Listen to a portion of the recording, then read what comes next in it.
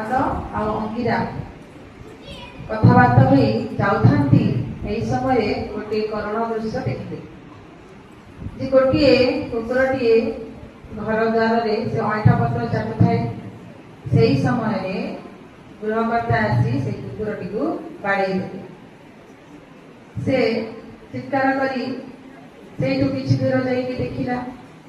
किछि समय अटकिला आउ देखिला जे से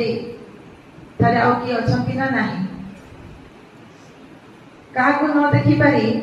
भोक मेंटाइबा को जाई पुणी थरे से स्थान को गला निजर भोक मेंटाइबा पे किंतु लुचिकी रहिथिबा बाड़ी सह से गृहकर्ता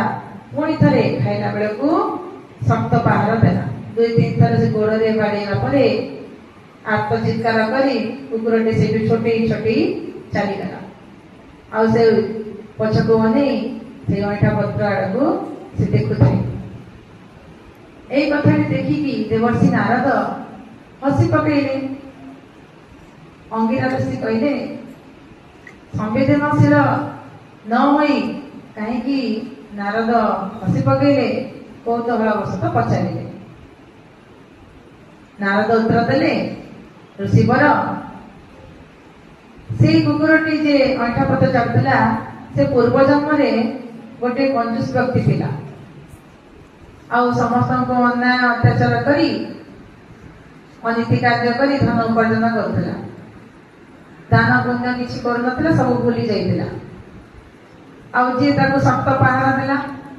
से तार पुओ थिला से पुओ पई से सारा जीवन अन्य मनकर अन्याय अत्याचार करी धन उपार्जन करथिला किंतु आज